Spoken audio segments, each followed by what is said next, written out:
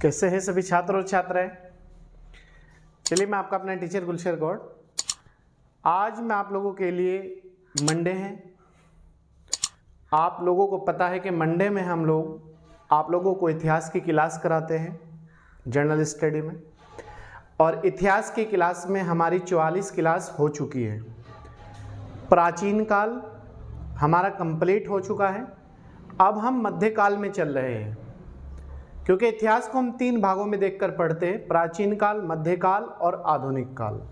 मध्यकाल में हमने लास्ट क्लास में दिल्ली सल्तनत कंप्लीट की थी, और मैंने आप लोगों को बताया था कि नेक्स्ट जो हमारी क्लास होगी वो विजयनगर साम्राज्य पे होगी। मुझे पूरी उम्मीद है कि आप लोगों ने किसी भी बुक से इस टॉपिक को पढ़ा होगा और आप एक बेहतर कंटिन्यूटी के साथ हमारे साथ जुड़े रहेंगे। और कोई भी अगर आपकी समस्या है तो आप लोग हमें कॉल भी कर सकते हैं, और आप कमेंट बॉक्स में हमें कमेंट करके भी बता सकते हैं। तो इन्हीं सब चीज़ों को ध्यान में रखते हुए, आपकी रेगुलरिटी को ध्यान में रखते हुए, हम लोग आप लोगों के लिए जनरल स्टडी की टॉपिक बाय टॉपिक और विषय बाय विषय क्लास कंटिन्यूटी के साथ चल रही है। आपको कोई भी दिक्कत आने वाली एग्ज़ाम में नहीं है। आप अपने नोट्स भी बना सकते हैं, और आप वैसे भी क्लास को देखकर सुनकर अपनी चीज़ों को तैयार कर सकते हैं। ये इतिहास की हमारी क्लास नंबर 45 है। ठीक, तो आइए देखते हैं विजयनगर की क्या विशेषता रही है। विषय इतिहास और टॉपिक है विजयनगर साम्राज्य। ठीक है, देखते हैं।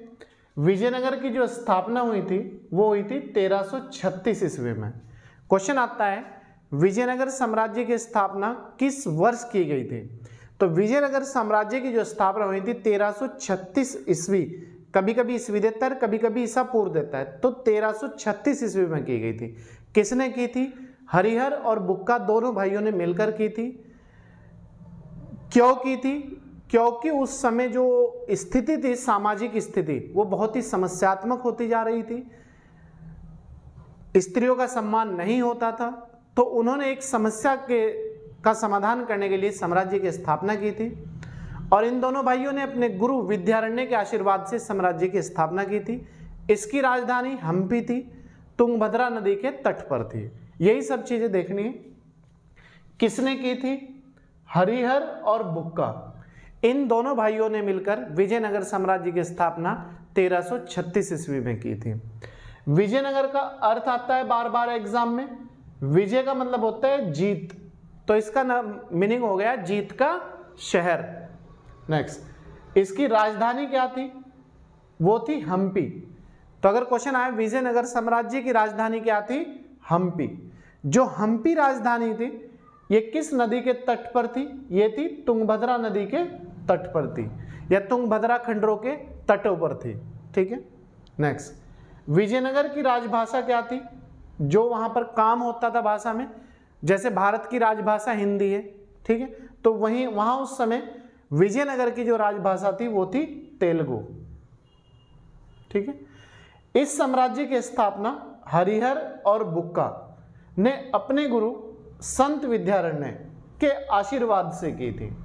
तो आप याद रखना, हरिहर और बुक्का ने किसके आशीर्वाद से साम्राज्य की स्थापना की थी?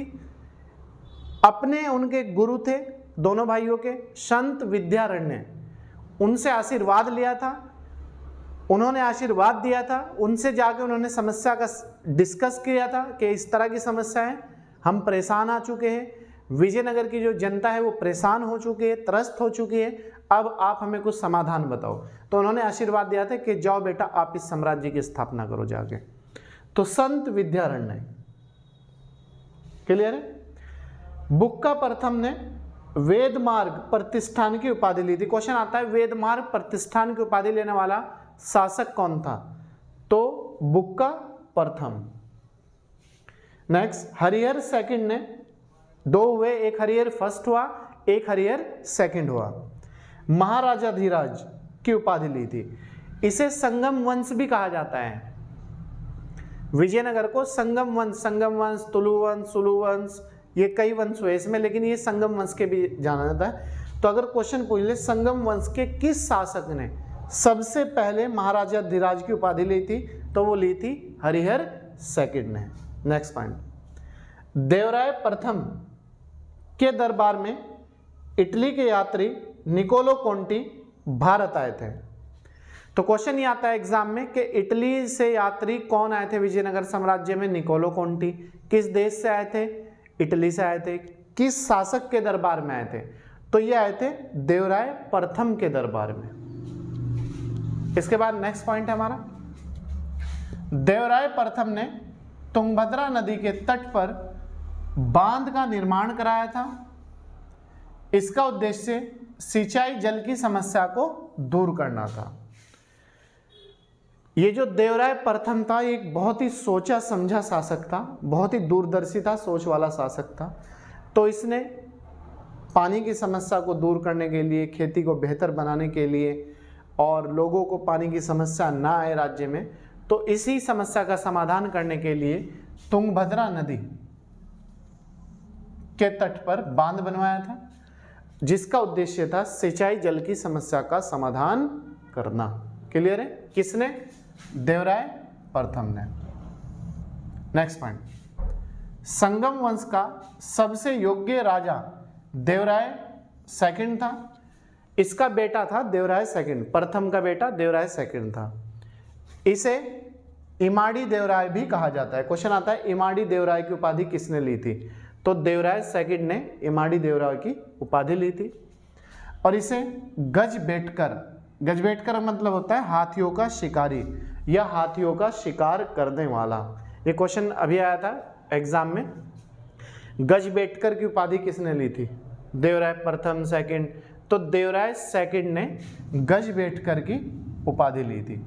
गजबेटकर का मीनिंग होता है हाथियों का शिकार करने वाला या फिर हाथियों का शिकारी। नेक्स्ट पॉइंट, मुगल शासक बाबर ने अपनी पुस्तक बाबरनामा, याद रखना बाबरनामा किसकी पुस्तक है? बाबर की। और हुमायूंनामा हुमायूं की। कृष्ण देवराय को भारत का सबसे ज्यादा शक्तिशाली शासक बताया है। मुगल बादशाह बाबर ने, क्योंकि मुगल वंश तो इसके बाद ही बाद है ना, तो उन्होंने इसका कार्यकाल भी देखा है। तो उन्होंने ये कहा है कि जो देवराय कृष्ण देवराय था ये एक योग्य और शक्तिशाली शासक था। और इसी के समय में पुर्तगाली यात्री डोमिंग पायस विजयनगर की यात्रा पर आया था। तो याद रखना, अगर क्वेश्चन आ ले पुर्तगाली यात्री डोमिंग पायस किसके शासनकाल में भारत आए थे? कृष्ण देवराय के शासनकाल में भारत आए थे। कहाँ से आए थे? पुर्तगाल से आए थे। बाबर ने किस शासक के बारे में साहसी और योग्य होने का उल्लेख किया गया है? कृष्ण देवराय के। किस पुस्तक में? अपनी पुस्तक बाबरनामा में। या किस मुगल बादशाह ने कृष्ण देवराय के बारे में अपनी पुस्तक में उल्लेख किया है? कृष्ण देवराय ने के बारे में बाबर ने। क्लियर है? नेक्स्ट पॉइंट, कृष्ण देवराय के दरबार में तेलुगु भाषा का बहुत विकास हुआ इसके समय में। कृष्ण देवराय के साहित्य के 8 कवि, याद रखना 8 कवि रहते थे, जिन्हें अष्टदिग्गज कहा जाता था। इसके समय को तेलुगु साहित्य का क्लासिक युग कहा जाता है। तेलुगु साहित्य का क्लासिक युग कहा जाता है। देखो यहां से क्वेश्चन क्या बन सकता है? तेलुगु भाषा साहित्य के 8 कवि किसके दरबार में रहते थे? कृष्ण देवराय के दरबार में। क्लियर? या किन्हें अष्टदिग्गज कहा जाता था? तेलुगु भाषा के 8 कवियों को अष्टदिग्गज कहा जाता है। किसके शासनकाल को तेलुगु साहित्य का क्लासिक युग कहा गया है? कृष्ण देवराय के। क्लियर है? इसके बाद नेक्स्ट पॉइंट है हमारा कृष्ण देवराय ने तेलुगु भाषा में आमुक्त मालयाद, एक इसने वो लिखी थी कीर्ति, अपनी पुस्तक लिखी थी तेलुगु भाषा में आमुक्त माल, और संस्कृत भाषा में जाम्बली कल्याणम की रचना की थी। तो जाम्बवती कल्याणम संस्कृत भाषा में अगर पूछ ले किसकी पुस्तक है? कृष्ण देवराय की है। और आमुक्त माल्यद तेलुगु भाषा में है। और ये किसकी है? ये भी कृष्ण देवराय की है। नेक्स्ट, इसकी मृत्यु 1529 ईस्वी में हुई थी, कृष्ण देवराय की। और इसने अनेक नामों से उपाधि ली थी, जैसे नंबर 1 आंध्र भोज, क्वेश्चन आता है एग्जाम में, आंध्र भोज की उपाधि लेने वाला शासक कृष्ण देवराय। आंध्र पितामह कृष्ण देवराय और अभिनव भोज, ये तीनों उपाधि लेने वाला जो शासक था वो कृष्ण देवराय था। कौन कौन सी?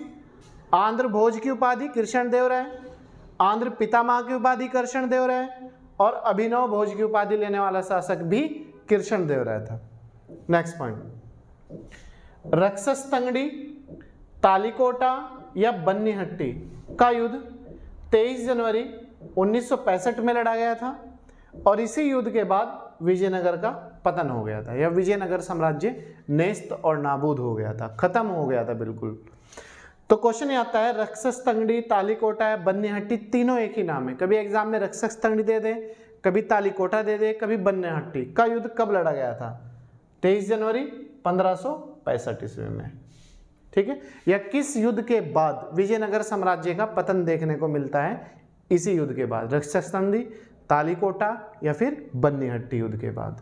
नेक्स्ट पॉइंट, विजयनगर साम्राज्य के विरुद्ध दक्षिणी राजाओं का एक संघ बना था। क्वेश्चन आता है जो विजयनगर साम्राज्य के विरुद्ध संघ बना था उसमें कौन कौन शामिल था? एक तो था बीजापुर, एक था अहमदनगर, एक था गोलकुंडा और एक था बीदर।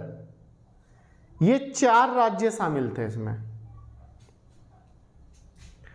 और बीजापुर के जो शासक थे वाजिद अली शाह, अली आदिल शाह, इसने इसका नेतृत्व किया था। बीजापुर का जो शासक था इसकी कमान इसके हाथ में थी। ठीक है, तो क्वेश्चन आ जाएगा एग्जाम में कि विजयनगर साम्राज्य के विरुद्ध जो राजाओं का एक संघ बना था उसमें कौन कौन शामिल था? बीजापुर, अहमदनगर, गोलकुंडा और बीदर। और इसका नेतृत्व संघ का किसने किया था? इस संघ का नेतृत्व किया था अली आदिल शाह ने। बीजापुर के शासक थे अली आदिल शाह। नेक्स्ट पॉइंट, विजयनगर साम्राज्य की प्रशासनिक इकाई का घटता क्रम। जैसे आज बढ़ता क्रम क्या है? गांव, ब्लॉक, जिला, राज्य, देश। ऐसे ही घटता क्रम क्या है? प्रांत। प्रांत कहा गया राज्य को, और राज्य को मंडलम कहा जाता था। ठीक है, मंडलम। फिर है कोट्टम या वलनाडु, ये था जिला। फिर था नाडु। नाडु होता था मेलग्राम, और मेलग्राम किसे कहते थे? 50 गांव का जो समूह होता था। क्वेश्चन आया था एग्जाम में, 50 गांव के समूह को क्या कहा जाता था? मेलग्राम। और मेलग्राम मतलब नाडु। फिर था उर ग्राम। ठीक है, तो विजयनगर साम्राज्य की प्रशासनिक इकाई का सबसे बड़ा क्रम प्रांत था। प्रांत मतलब राज्य कह लो, और सबसे छोटा उर ग्राम था। ऐसे ही आज सबसे बड़ी इकाई का क्रम है प्रशासनिक देश, और सबसे छोटा ग्राम। तो प्रांत को मंडलम कहा जाता था, कोट्टम या वलनाडु को जिला कहा जाता था, नाडु को मेलग्राम 50 गांव का समूह होता था, और उर ग्राम होता था। नेक्स्ट, विजयनगर में सेना नायकों को नायक कहा जाता था। अगर पूछ ले नायक कौन थे? सेना नायक। इन्हें राजा वेतन के बदले भूमि का टुकड़ा देता था, जिसे अमरम कहा जाता था। तो अमरम क्या था? क्वेश्चन आ सकता है एग्जाम में। भूमि का टुकड़ा। विजयनगर साम्राज्य में नगद वेतन न देकर जो सेना नायक होते थे उन्हें राजा भूमि का टुकड़ा देता था वेतन के बदले। नेक्स्ट, विजयनगर में आने वाले विदेशी यात्री। देखो निकोलो कोंटी यात्री, समय, देश और कहां से आया था? निकोलो कोंटी जो आया था 1420 ईस्वी में आया था, इटली से आया था, और देवराय प्रथम के दरबार में आया था। इसी तरीके से अब्दुल रज्जाक 1442 में आया था, ये भारत में फारस से आया था, इराक ईरान का जो क्षेत्र है फारस, और ये देवराय सेकंड के दरबार में आया था। देवराय फर्स्ट का बेटा था देवराय सेकंड।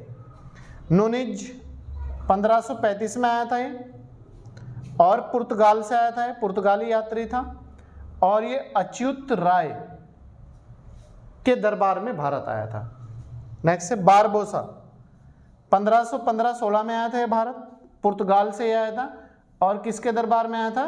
कृष्ण देवराय के दरबार में। तो निकोलो कोंडी इटली, अब्दुल रज्जाक फारस, नोनिज पुर्तगाल, बारबोसा पुर्तगाल। ठीक है, तो इसके बाद नेक्स्ट पॉइंट है हमारा विजयनगर साम्राज्य में आयंगर व्यवस्था। क्वेश्चन आता है कि आयंगर जो व्यवस्था थी विजयनगर साम्राज्य की वो क्या थी?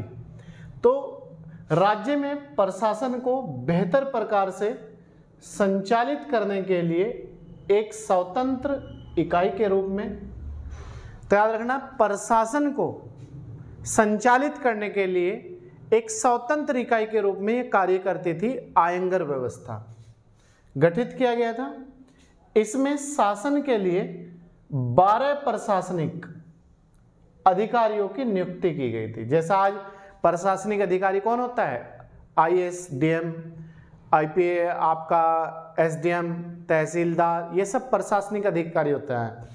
12 प्रशासनिक अधिकारियों की नियुक्ति होती थी जो अवेतनिक होते थे। याद रखना, आयंगार जो व्यवस्था थी विजयनगर में, उसमें जो अधिकारी होते थे वो वेतनिक होते थे या अवेतनिक होते थे? वो अवेतनिक होते थे, बिना वेतन के काम करते थे। और कैसे अधिकारी होते थे? प्रशासनिक अधिकारी। कितने अधिकारी थे? 12। और किस लिए आयंगार व्यवस्था की स्थापना की गई थी? प्रशासन को बेहतर प्रकार से संचालित करने के लिए।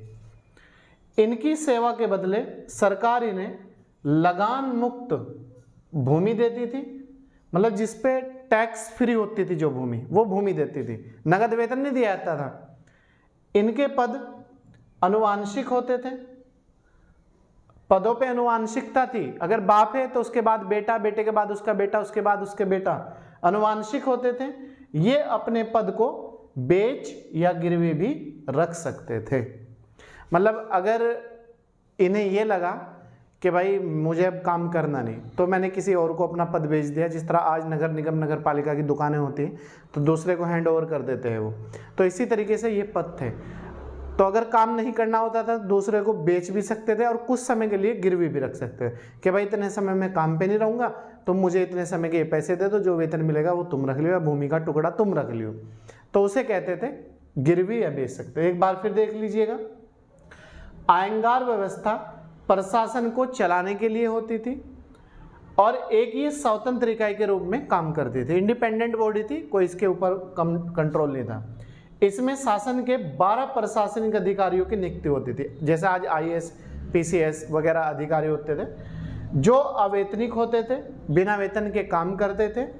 इनकी सेवा के बदले सरकार इन्हें लगान मुक्त टैक्स फ्री भूमि दे देती थी। इनके पद अनुवांशिक होते थे, बाप के बाद बेटा, बेटे के बाद उसका बेटा, और ये अपने पद को बेच या गिरवी भी रख सकते थे। क्लियर है यहां तक के पॉइंट? इसे ही आयंगार व्यवस्था कहा गया है। नेक्स्ट, ग्राम स्तर पर कोई भी संपत्ति इन अधिकारियों की अनुमति के बिना ना तो बेची जा सकती थी और ना ही दान रख सकते था, दान दी जा सकती थी। मतलब ये 12 प्रशासनिक जो अधिकारी होते थे, ग्राम स्तर पे जो भी संपत्ति होती थी, ना तो कोई व्यक्ति एक दूसरे को बेच सकता था इनकी अनुमति लिए बिना, और ना कोई मंदिर, मस्जिद, चर्च वगैरह में कोई दान इनकी अनुमति के बिना दिया जा सकता था। क्लियर है? इसे ही आयंगार व्यवस्था कहा जाता है। नेक्स्ट पॉइंट, कर्णिक नामक आयंगार के पास जमीन के क्रय विक्रय से संबंधित सभी कागजात होते थे। जैसा आज बनावे के कागजात कचहरी में होते हैं, कोर्ट में होते हैं, तहसीलदार के पास होते हैं रिकॉर्ड रूम में, इसी तरीके से ये कर्णिक नामक जो अधिकारी होता था, आज का तहसीलदार मान लो आप इसे, ठीक है। आयंगार के पास जमीन के क्रय विक्रय से संबंधित सभी कागजात होते थे। लेखपाल, पटवारी, तहसीलदार आप इन्हें मान सकते हो क्योंकि ये भू राजस्व का मामला इसी के पास रहता है। नेक्स्ट, इस साम्राज्य की आय का प्रमुख स्रोत लगान था। लगान मतलब टैक्स था, जो भू राजस्व की दर का 1/6 भाग होता था। तो विजयनगर साम्राज्य में आय का मुख्य स्रोत क्या था? लगान। जो भू राजस्व जो होता था उसकी कुल जो दर होती थी उसका 1/6 भाग लिया जाता था। नेक्स्ट, विवाह कर एवं वधू दोनों से लिया जाता था, जबकि विधवा इस कर से मुक्त होती थी। क्योंकि विधवा इसलिए मुक्त होती थी, उसने एक बार ये कर दे चुकी थी वो, अगर वो दोबारा से विवाह करती थी तो उससे दोबारा से टैक्स नहीं लिया जाता था। जबकि जो पहली बार, चाहे लड़का हो या लड़की हो, विवाह वर और वधू दोनों से लिया जाता था। वर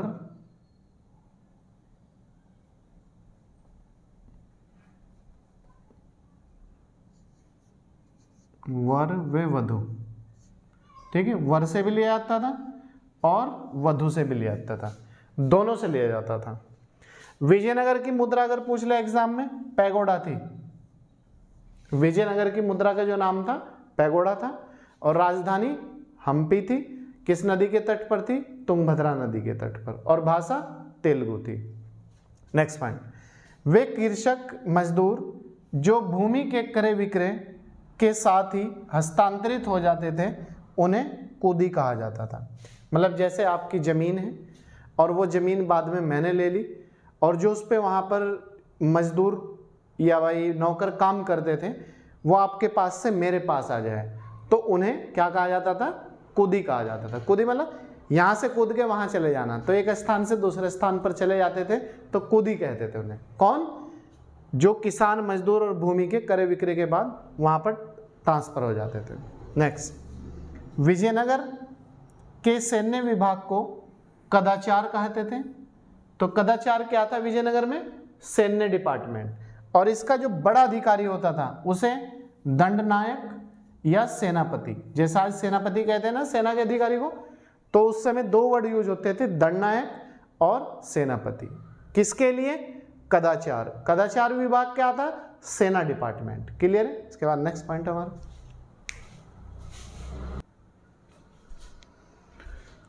नेक्स्ट पॉइंट है हमारा, विजयनगर साम्राज्य में मंदिरों में, जैसे आज